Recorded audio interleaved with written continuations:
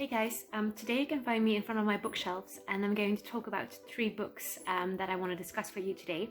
But first, I would just like to show my bookshelves to you. It's actually, I have a lot of books. Actually, I probably have a little bit too many of them. As you can see, this is my first one.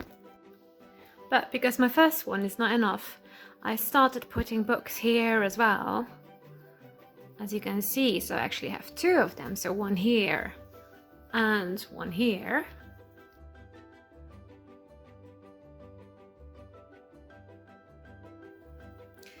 So I basically have books all over the house in different places. And today the first book I want to talk to you about is the book Matilda. Now Matilda is my all-time favorite book. I have read it when I was a child and I've kept on reading it even when I grew older. It's about this girl who is special. She's different from the other girls. There's also a movie that you might have seen, and she goes to school, but the problem is that her family doesn't really like her because she's so different, and when she goes to school she finally finds friends and a teacher that really cares for her. But why I like this book so much is because Matilda is a reader.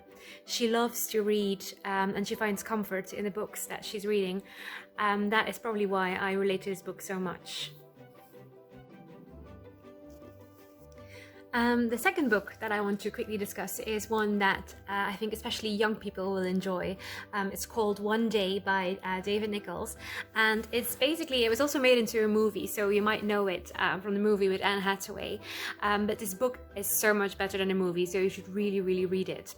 It is about Emma and Dexter, and they are 2 young people who meet when they're graduating at the University of Edinburgh, and they kind of have this complicated relationship, and they always meet each other once a year, and you basically you read about these meetings and you kind of follow them in their lives, how they grow up, how they struggle with things in their lives, finding themselves, and so it's basically a marvelous book, and it is so well written. I really recommend it to people who love reading.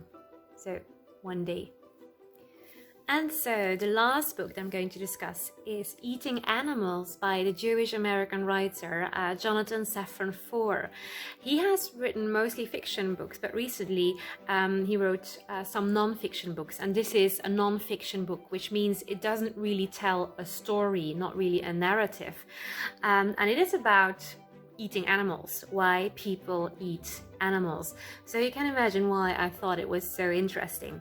I have read it a couple of years ago, and it's basically about himself, about Jonathan Safran Foer, who when he becomes a father suddenly starts thinking about his habits, his eating habits, and he has a hard time explaining to his son why we eat some animals like cows and pigs, but we don't eat cats and dogs. And so he starts thinking about that, and he kind of doing some research about that, and he's talking to different people, and he put all of that in this great book, Eating Animals.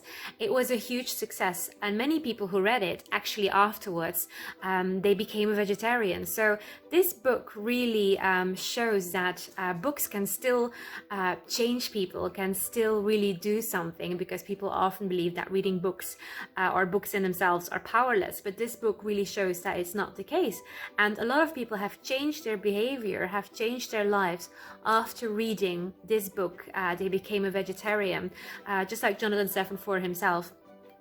So I really think this is recommended reading for people who are interested in vegetarianism or just in general about eating habits, because he really goes on a kind of exploration of what it means to be eating meat, where the meat comes from, the industry behind it, and yeah, so on.